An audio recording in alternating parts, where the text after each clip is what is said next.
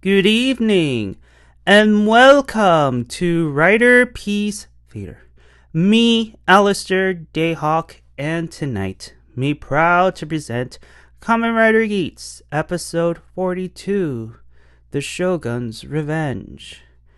Sorry for the delay, guys. I was on vacation for 4 days. I was in Anime Expo, and, what I can say is, it was fun. It was not so fun, so it was eh. But other than that, I'm glad to be back doing Riderpiece Theater with you guys. And before I start rambling on, let us begin our tale. So, we have Keiwa Kaneki, that's his new name, given what it looked like to be the killing blow to Michinaga.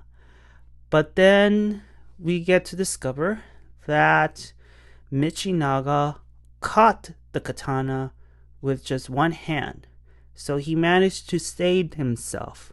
However, he is still taking some damage. And Keiwa eventually did defeat him in such a brutal manner, mind you, because he demorphed. Michinaga demorphed. And you see all these cuts and bruises. And he tells Keiwa, hey, if killing me, brings you peace, it will satisfy you, then go ahead. Finish me. Kill me. But Keiwa and his new persona, and every villain does this, and later on it was going to backfire in their faces, that, hey, I'm not gonna kill you. No, that would be too easy. I'm giving you a way out. No. I'm gonna let you live. The reason that I'm letting you live is because I want you to suffer. I want my sister's ghost to haunt you for the rest of your life. I want you to suffer as I have suffered, by killing my sister. And, after that, he kicks him across the face and walks away. And Michinaga, yells out, where in the hell are you going? And Keiwa Kaneki says, to create a new and better world. Somewhere about those lines. And then we get to the opening credits and we move on to, let me check my notes here. Yes, of course. Tsumuri, poor thing, has been kidnapped by Keiwa Kaneki. She is tied up in this warehouse, whatever. And he magically appears, How, you may ask? Well, apparently he has the teleporting ability. Now, he can teleport from place to place, because for those who already seen the episode, have seen Keiwa being able to teleport from one place to another, thanks to his dark driver. And poor Tsumuri, she got manipulated, and how could you do this to me, Keiwa? You kidnapped me, you used me to get these new powers, and you use it on Michinaga, which, by the way, of course, Michinaga, of course, he's no innocent. He did a lot of bad things, but in this case, he made a mistake. It was an accident. So yes, poor Tsumuri, and Keiwa was like, no, you did help me, but there's so much more that you can do now, and I want you to fulfill my wish, and you see this weird, evil, crazed look on his face, like he's possessed or something. You could see the black eyeliner all around his eye and all that to make sure everyone, he is evil, he is bad. And next thing you know, Jitto appears doing the claps, congratulating him for a job well done, and wants Tsumuri, of course. And Keiwa Kaneki says, okay, before I hand her over, I want you to fulfill your end of the bargain. I want you, after you create the goddess of creation, my wish will be granted. I get first dibs. And Jitto agrees. And before he left, Keiwa Kaneki said, okay, everything has been set. All that's left for me to do is to deal with one last unfinished business, which leads to the next scene with Daichi. From what it looks like, Daichi is creating his own cult. He is manipulating people into letting people think that he's the savior, he's the next Jesus Christ, that he knows the way to cure these parasites and from turning these people into monsters. But instead of seeking salvation, they sort out their own damnation, because Daichi has used his parasites and turned all these people, well, some of them, into squids. And then, lo and behold, Michinaga, after getting his ass whooped by Keiwa Kaneki, he still manages to get up and walk away as if nothing has happened. He still has his cuts and bruises from the fight, but somehow, some way, he's itching for more. And he does save a couple of people, took them to safety, defeat the squids, whatnot. And then you have a one-on-one talk between him and Daichi. And Michinaga demands to know, what the hell are you doing? What is it that you're after? And Daichi, his thing has not changed. He is after people's knowledge. And the way of getting that knowledge is through people's memories.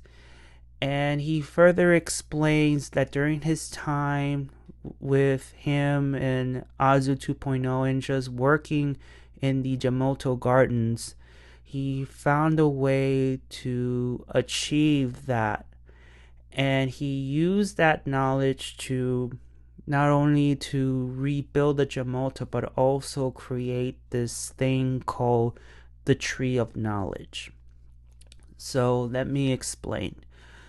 For the people who gets infected by these parasites by stage 2, and whoever kills them, they get sent to Daichi's garden, to this tree.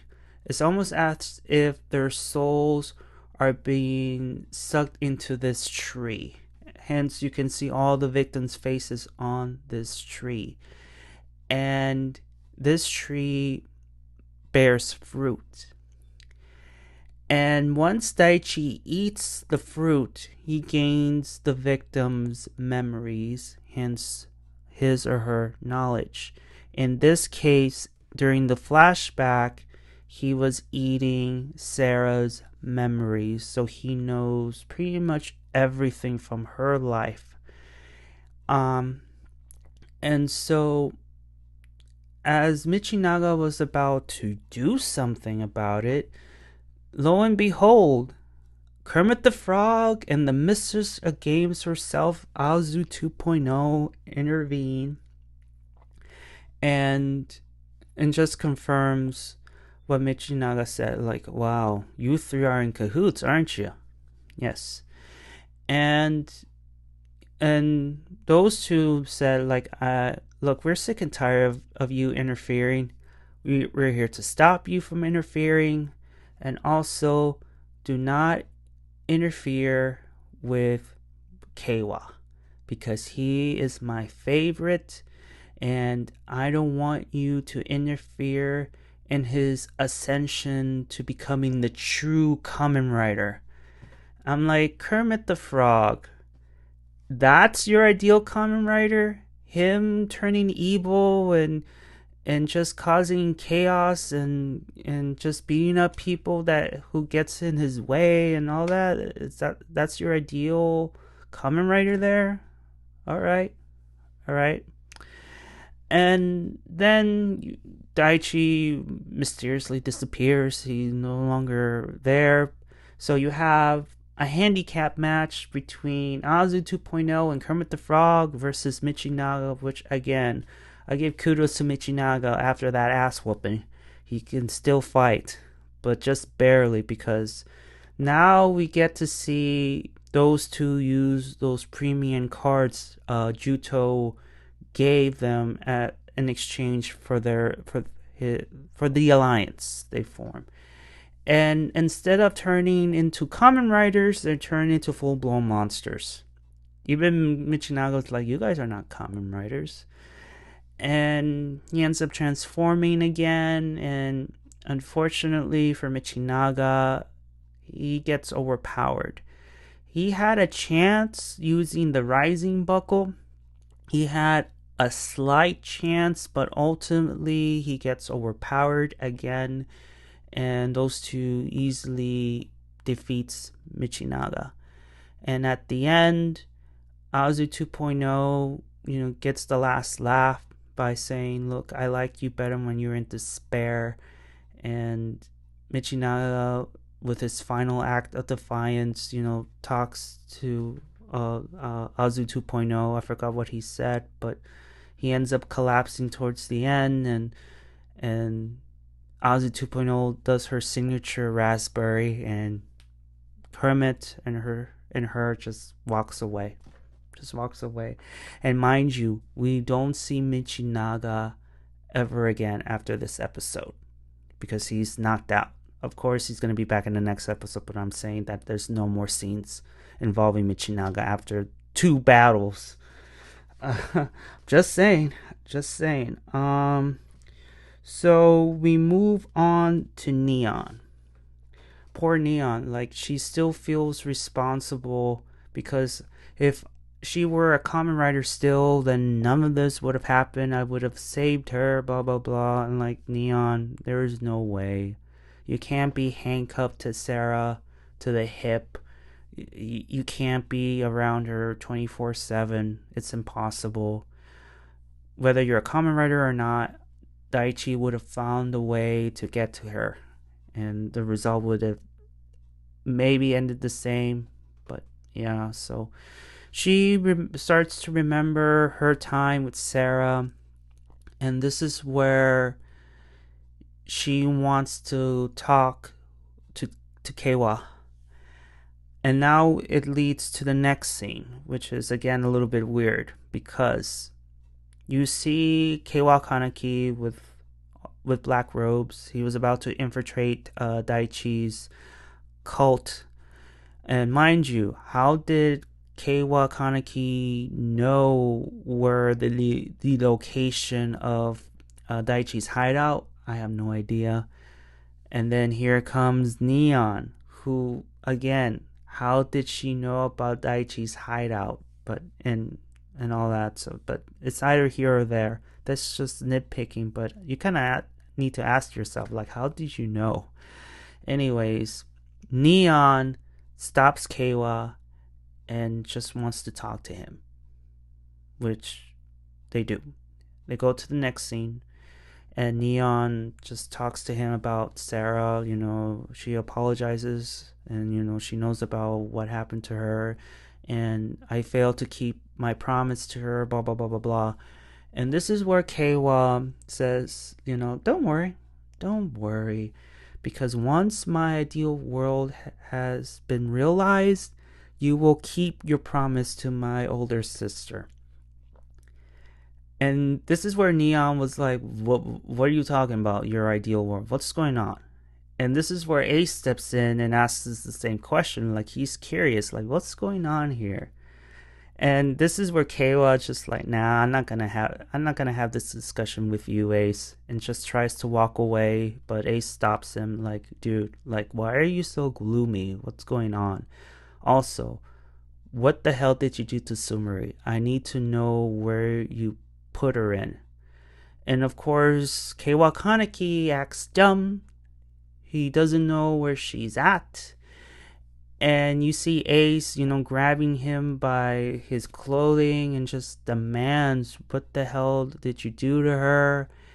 And this is where Keiwa just steps in and just goes out of hand. Like, what I'm trying to say is, he goes by saying, like, dude, like, none of this would have happened if you would have let your mom pay for her sins.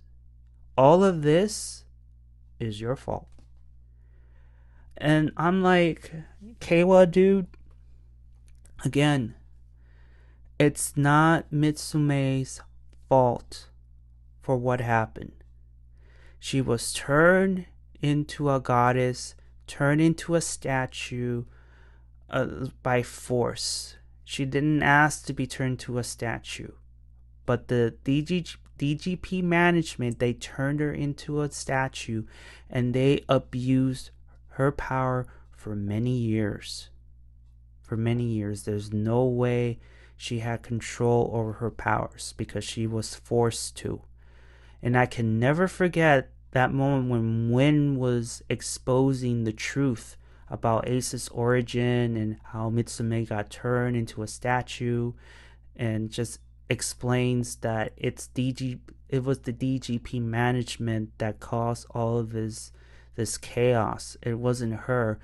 And I remember as plain as day that he abruptly stood up and just walked away. He just walked away, refused to accept the truth. And Keiwa is just putting the fault on Ace. And then he just walks away. Like, it doesn't matter now. Because right now, at this very moment, Jitto is performing the ritual. Tsumuri will become the second goddess of creation. And, I'm just getting what I want. I'm getting what my wish is to bring back the people who were killed by the Jamotos, by the DGP, Who doesn't want that? And he just took the driver and teleported himself away. And this is where Neon and Ace himself was like, dude, Keiwa is no longer the Keiwa that we know. And Ace was like, I need to stop this guy, And poor Neon is like, what the hell is wrong with Keiwa? Like, he's not himself. And he's not. He is mad with grief. And he's taking it all on the wrong people. Yes, Michinaga made a mistake. He didn't even know. But he doesn't care. And I wish Michinaga would have explained himself, but it wouldn't matter. It would still end it the same. But anyways, Keiwa Kaneki teleported himself away, and then we get to the next scene with Jitto holding Tsumuri hostage, and we see Zanmas, and they're about to perform the ritual. Of course, Tsumuri tries to escape. I no longer work for you. I'm my own person. I'm not your tool. I'm not your slave. Unfortunately, Jitto thinks otherwise. You're our property. We can do whatever the hell we want with you. And to the point where Zanmas was pointing a gun at her because she was trying to escape. But I wish Tsumuri would have tried to escape, because will Zanmas shoot her knowing that she's the goddess of creation, and she ends up shooting her and dies? Then Jitto will blame Zanmas, like, what the hell did you do? You shot our goddess here. Now there's nothing left. But no. So she uses the gun, she doesn't shoot her, and this is where Jitto says, you know what, enough of this. You're gonna be turned into a statue whether you like it or not, and performs the ritual. And then back to Daichi's secret hideout. Um, this is where Keiwa Kaneki successfully infiltrated the base, and he was among the other cultists. And this is where he quickly reveals himself, and this is where he says, I'm here for revenge for you turning my sister into a monster, which led to her death. I'm here for revenge. And Daichi used Sarah's memories against Keiwa and starts to reveal some things. And he just used that knowledge to his advantage, making Keiwa go a little bit insane and try to deliver a punch at Daichi. Luckily for Daichi, there were some squids available to stop the attack and just fights them. Unfortunately for the squids, they get easily defeated, and this is where Daichi transforms into his Jamoto roach form, and he quickly defeats Keiwa Kaneki. But from the moment he takes out, the Shogun driver, this is where he quickly turns the tides of battle. Daichi was in shock to see how powerful Keiwa Kaneki has become. And mind you, Kermit the Frog was watching this whole thing going down, and he is happy of the results of what he did, leading up to this point. Seeing Keiwa at his fullest potential, and he's all giddy and happy. And then Daichi was thrown across somewhere and sees Kermit just looking on, and Daichi was like, hey, are you gonna help me out here? I'm getting my ass whooped. And Kermit says, like, no, I'm not gonna help you. I'm here to admire Keiwa Kaneki at his fullest potential. I finally get to see him in his true form, and I'm not gonna interfere with that. I'm not gonna help you. And Daichi was like, oh, screw you then.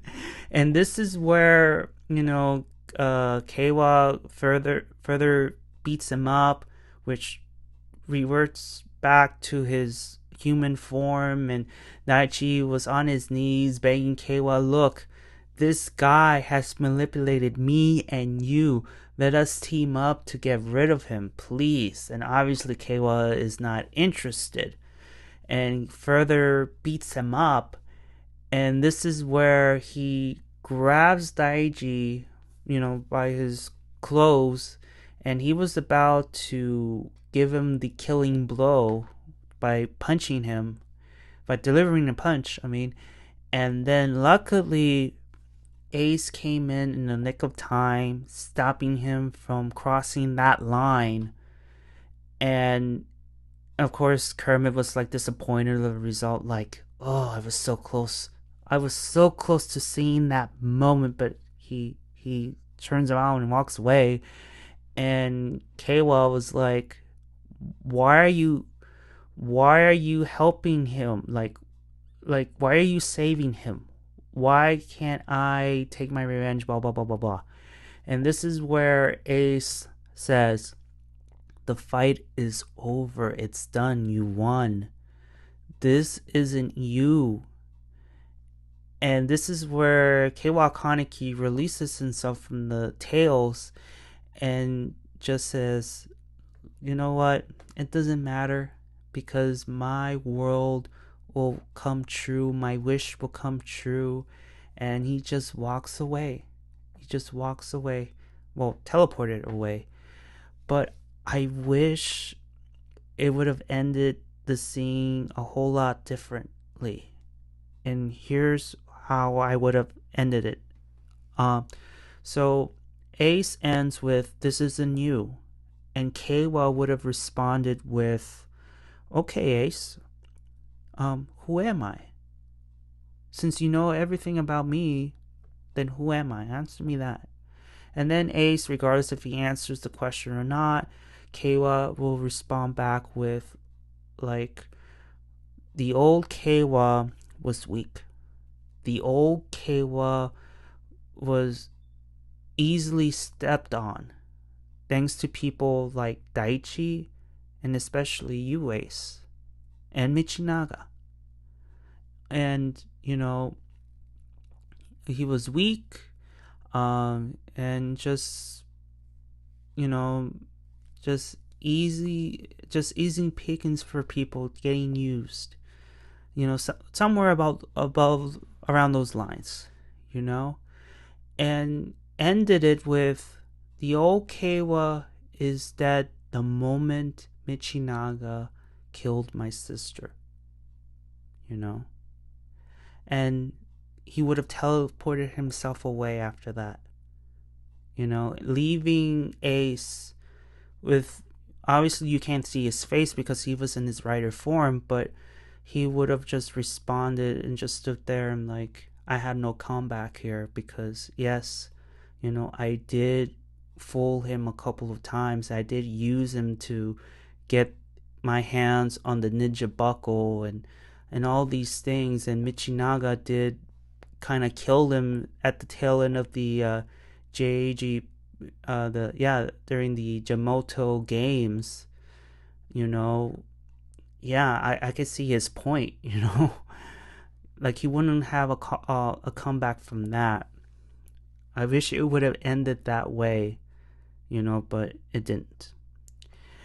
So as Keiwa Kaneki left, we get into the scene of Jitto trying to complete the ritual. You see Tsumuri trying to fight her way out of this ritual thing, and she starts to remember the conversation she had with Ace and him creating a new world for everybody to be happy, and offering her a choice. Either you help me or you could always leave. I'm giving you the choice. What is it that you want to do? There's no right. There's like, whatever you choose, I accept it. And her making the choice of sticking with Ace and helping him make his ideal world come true. And this is where her sheer force of will stopped the ritual. Somewhat. The ritual still had effects on her. You see her all in white, her hair in white, her eyes turn blue. She looked like a real legit goddess at this point, and her scream teleported herself and Jitto to the same area she was tied up in. And this is where Keiwa Kaneki appears and be like, okay, is the ritual done or something? Why is she here? And will she fulfill my wish? And Jitto explained, look, somehow, some way she stopped the ritual. However, she has no force, she has no will anymore, and she still has her powers, so she can still do her job.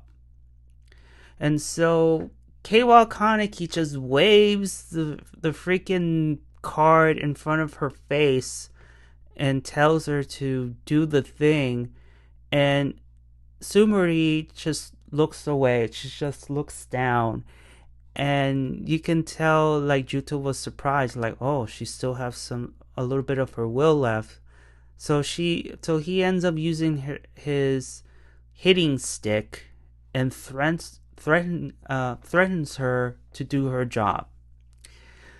And so she was forced to do her godly duties.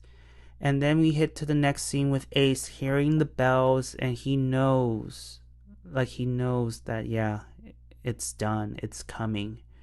And you see the world getting remade, And then in the last scene of the episode, you see Keiwa dressed in black, earrings on one side, and he does the cracking of the finger the same way Ken Kaneki and Jason does in the Tokyo Ghoul anime manga, and says, "Welcome to my ideal world. My world is here." And that's the end of the episode. Wow. Keiwa is hurting. He is grieving. I just, again, his anger is misplaced. And regardless if Michinaga explained his actions, it will still end it the same way. Him getting beat up to a bloody pulp. Him going after Daichi. I was surprised that Ace stopped him, but at the same time I don't, because he knows that the moment he kills Daichi, then everything changes. He is, you could say, a murderer. Yes, Daichi is a monster, but Keiwa, he is the hero, and doing such an act, will change a guy, but he doesn't see that, because he sees red.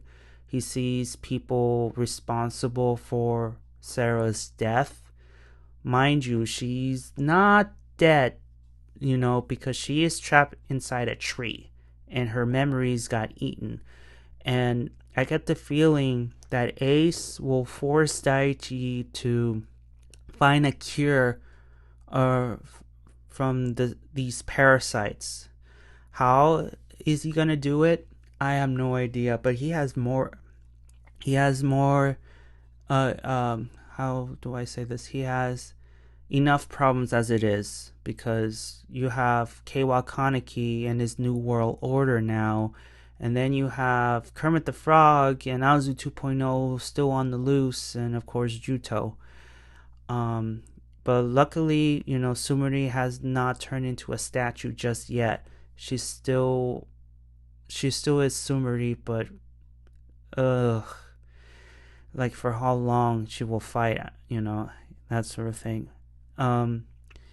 So yeah, the episode was good, and we only have 7 episodes left, and until the new Kamen Rider takes over, it's gonna be a rough transition, to tell you the truth, because for me, Geats, I enjoyed Geats very much. With all its flaws, I enjoyed it very much. It's gonna be very sad to see it go, but it is what it is. One last thing before I go. I have noticed, I read something on Facebook that apparently the actor who plays Keiwa, I think his name is Sato Ryuga, he's been getting a lot of hate lately due to the fact that he's evil now. And it's just like, guys, like, why are you doing this to him? He is playing a character. He is an actor. Why are you why are you mixing reality and the illusion? Like, these people can't tell what is real and what is not. What's going on? Ryuga is playing a character, and it's obviously he's doing a great job, or else these people wouldn't have reacted in such a negative factor. And people assume that, if I write something bad on their Instagram and whatever, they're not gonna read it. They don't have time. Why would a celebrity like him read my comment? because he's not going to respond. Obviously, I don't think he's going to respond. But they can see. He can see. And God only knows how it's affecting him. Either he is brushing it off and just pretend like nah, he acknowledged it and he just like doesn't it just doesn't affect him at all, or it does affect him and it's just taking him into a negative light, like he is depressed, he is sad. God only knows what. I don't know him personally, obviously. I'm just assuming. I'm hoping that he talks to his fellow co-workers, talk to his friends and his family and how to handle this situation, because just reading all these comments, just because he is an evil character, at least for the moment, and just, I don't know, giving him death threats or whatever it is. I don't know exactly because all the comments are in Japanese, but from what I read on Facebook is apparently it's a lot of hate, and it's just like, guys, he's just playing a character. He's gonna be good soon, but I don't understand, why are you doing this? Why?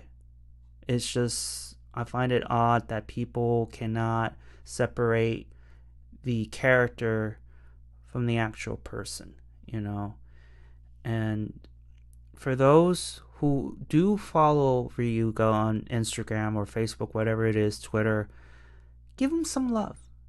I think he needs it. I did. I gave him a heart emoji and that's it. Because I could write in English and probably he won't understand what I wrote, but at least I'm there to give him some love. I didn't do it just to get acknowledgement from him. I can care less, but it just goes to show that, I'm just trying to say, look, I like your work. Don't listen to these people. I mean, keep doing what you're doing, and that's it. If I were him, just turn off social media. Just turn it off until you finish your work, and turn it back on once the season is done, But God only knows how Ryuga is handling this, because I don't know. Hopefully he brushes it off and he's okay, not letting these things affect him in any way. Or maybe if he is a smart actor, he can use what he's feeling into his work and make the scene better. I don't know. He can use it to his advantage. But also, like, again, I don't know how he's feeling. So hopefully he's okay. He is handling it, and hopefully his friends and family and co-stars are helping him get through this, That's all I'm going to say about that.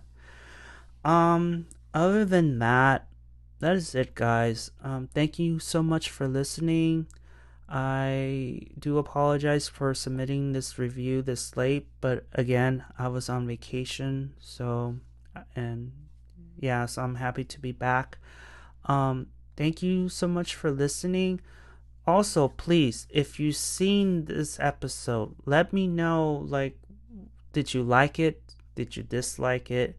All that good stuff. If I missed anything, please write in the comments below as well.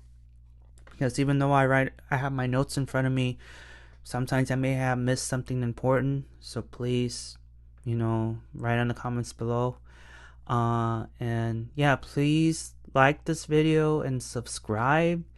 And thank you so much for listening. And I'll see you all on the other side of oblivion. And Ryuga, you're the best. Everything's gonna be okay. And just keep doing what you're doing. You're a great actor. Alright? Thank you so much for listening. And I'll see you all on the other side of oblivion. Johnny!